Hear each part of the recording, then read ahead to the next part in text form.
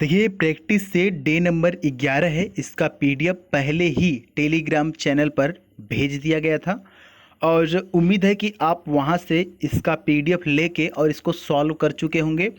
अब इस वीडियो में आप सॉल्यूशन देखेंगे एक्सप्लेन के साथ कि क्यों क्या सही होना चाहिए और उसके बाद अपना स्कोर बताएंगे कि आपका कितना सही हुआ। ठीक है, चलिए शुरू करते हैं। पहला क्वेश्चन आपके सामने है जिससे कि आप पहले से ही रूबरू हैं और यहाँ पर कौन सा ऑप्शन आप टिक किए थे।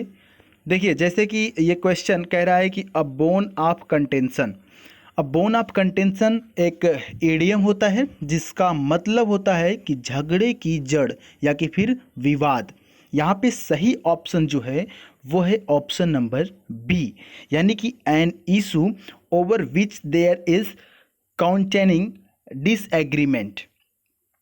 अब देखिए यहाँ पर इसका मतलब ये हुआ कि कोई भी चीज़ जो कि झगड़े की जड़ हो। उम्मीद है कि समझ में आया होगा। ऑप्शन नंबर बी यहाँ पर सही हो जाएगा। अगला जो क्वेश्चन है यहाँ पर ये भी एक ईडियम है, जिप योर लिप। ये बहुत ही इंपॉर्टेंट ईडियम है क्योंकि आप इसको दैनिक जीवन में प्रयोग भी कर सकते हैं, यानी कि अपने रोज के बोलचाल में इसको बोल सकते हैं कि जिप योर लिप का मतलब होता है जुबान बंद रखना। किसी को आप बोल रहे हैं जिप योर लिप का मतलब आप कह रहे हैं कि जुबान बंद रखो यानी कि चुप रहो। तो जिप योर लिप यहाँ पे कौन सा ऑप्शन सही हो जाएगा? जी हाँ, ऑप्शन नंबर ए यहाँ पर सही हो जाएगा, यानी कीप क्वाइट अबाउट समथिंग। उम्मीद है कि समझ में आया होगा और इसको आप जीवन में कभी नहीं भूलेंगे। अगला जो है ये भी एक ईडियम है आपके सामने। इसमें है कि अ वॉक ऑफ लाइफ। देखिए अ वॉक ऑफ लाइफ का मतलब होता है कि समाज के भीतर एक व्यक्ति का व्यवसाय या कि फिर स्थिति, यानी कि समाज की नज़र में समाज के अंदर आपकी स्थिति क्या है वो बताता है अ वॉक ऑफ लाइफ। तो यहाँ पर जो सही ऑप्शन है वो ऑप्शन नंबर सी हो जाएगा, यानी कि अ पर्सन्स ऑक्यूपेशन और पोजीशन विद इन सोसाइटी। चलिए अगले क्वेश्चन की तरफ बढ़ लेते हैं। अगला है एक्टिव पैसिव, यहाँ पर बनाना है आपको। क्वेश्चन है कि it is impossible to do this job. यहाँ पर क्या करेंगे कि टू डू दिस जॉब, यानी ऑप्शन नंबर ए सही हो जाएगा, यानी दिस जॉब को बनाएंगे सब्जेक्ट और is impossible to be done. ठीक है, यानी कि ऑप्शन नंबर यहाँ पर ए सही होगा। चलिए अगले क्वेश्चन की तरफ बढ़ लेते हैं। अगला क्वेश्चन यहाँ पर आपको करेक्ट स्पेलिंग बताना है। ये जो चार ऑप्शन है इनमें से कौन सा स्पेलिंग सही है? तो ऑप्शन नंबर यहाँ पर डी हो जाएगा, डिजॉल्व। इसको डिजॉल्व पढ़ेंगे और डिजॉल्व का मतलब होता है घुलना यानी कि पिघलना। अगले क्वेश्चन की तरफ बढ़ लेते हैं। यहाँ पर फाइंड द ईरर से एक क्वेश्चन आपके सामने बहुत ही खूबसूरत शब्दों में यहाँ पर लिखा हुआ है। कह रहा है कि hardly had he come out of the cinema hall then the bomb exploded and shattered the hall completely. Shattered मतलब टुकड़ों में बट जाना, बम एक्सप्लोडेड। अब देखिए यहाँ पर गलती किस पार्ट में है? पार्ट नंबर बी में यहाँ पर गलती आपको दिखाई देगी, तो बी ऑप्शन सही होगा। गलती कहाँ पर है? देखिए हार्डली और स्कार्सली के बाद वेन का प्रयोग किया जाता है, WHEN। हार्डली और स्कार्सली के बाद जब दूसरे सेंटेंस को जोड़ते हैं वहाँ पर वेन का प्रयोग किया जाता है, WHEN।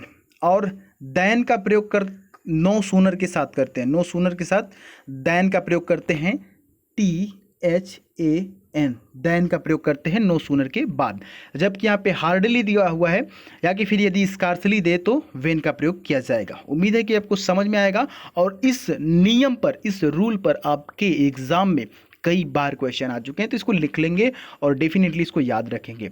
अगला फिल इन द ब्लैंक से क्वेश्चन आपके सामने है, बहुत ही important. My sister unlike my brothers dash to have a career in engineering.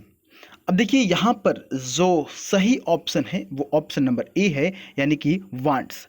अब सर ए क्यों हुआ, क्यों नहीं बी हुआ, क्यों नहीं सी हुआ, क्यों नहीं डी हुआ?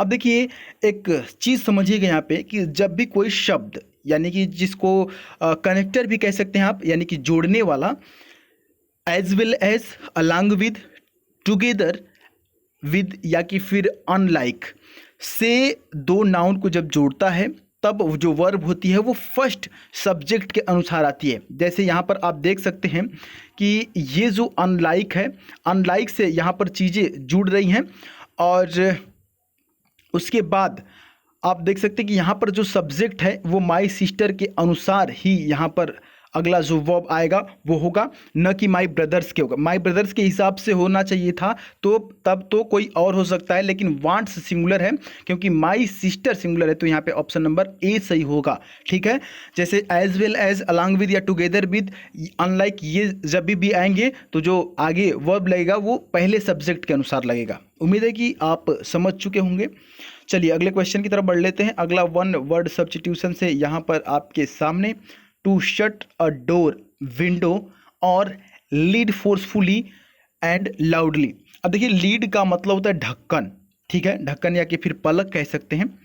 और टू शट अ डोर यानी कि यहाँ पर आप देख सकते हैं, कह रहा है कि तेज आवाज़ के साथ कोई भी चीज़ बंद करना, उसको एक शब्दों में क्या कहते हैं, टू स्लैम। यहाँ पे ऑप्शन नंबर 4 से हो जाएगा। टू स्लैम का मतलब होता है किसी चीज़ को, किसी डोर या किसी पलक या किसी विंडो को तेज आवाज़ के साथ धड़ाक से बंद करना, यानी फोर्सफुली, लाउडली आवाज़ में। ठीक है, अगला जो क्वेश्चन है ये बहुत ही इंपॉर्टेंट है, ये भी वन वर्ड सब्स्टिट्यूशन से है। A person who starves the body for the good of soul. अब देखिए, सोल का मतलब होता है अंतः आत्मा, और स्ट्रॉव्स का मतलब ये होता है कि कोई भी जैसे दर्द जब होती है, खास करके भूख की कमी से होती है, जब भी आप कभी भी देखते होंगे कि आपको भूख लगी रहती है तो उस समय पेट हल्का हल्का दर्द करने लगता है, तो उसको बोलते हैं स्ट्रेव। स्ट्रेव का मतलब यही होता है। तो ओवरऑल यहाँ पर जो कहने की कोशिश की जा रही है वो ये है कि ऐसा व्यक्ति जो अपने अंतःमन की अच्छाई के लिए स्ट्रेव करता हो, उसको बोलते हैं, हिंदी में उसको तपस्वी बोलते हैं, लेकिन इंग्लिश में उसको क्या बोलते हैं, एसेटिक, यानी कि ऑप्शन नंबर सी सही हो जाएगा, एसेटिक। चलिए अगले वर्ड की तरफ बढ़ते हैं। Find the correct word. यहाँ पर करेक्ट वर्ड फिर से आपको फाइंड करना है, बहुत ही इंपॉर्टेंट है। प्रोफेशन की स्पेलिंग क्या होगी? जी हाँ, प्रोफेशन की स्पेलिंग क्वेश्चन नंबर 10 है और बहुत ही इंपॉर्टेंट है। यदि आपने ऑप्शन नंबर डी चुना है तो बिल्कुल सही है, PROFESSION। इस स्पेलिंग को अपने खून में आप उतार लीजिएगा, जो कि ये बहुत ही इंपॉर्टेंट है और कई बार पूछा जा चुका है। Profession, PROFESSION। ठीक है, तो ये प्रोफेशन की स्पेलिंग के साथ 10वां क्वेश्चन आपका समाप्त होता है। कमेंट बॉक्स में कमेंट करके बताइए कि आपका कौन सा क्वेश्चन गलत हुआ है और कितने नंबर आपको मिले हैं। ठीक है, उम्मीद है कि आपको ये वीडियो पसंद आया होगा। अपनी राय ज़रूर कमेंट बॉक्स में दीजिएगा। मिलते हैं नेक्स्ट वीडियो में, तब तक के लिए जय हिंद, वंदे मातरम।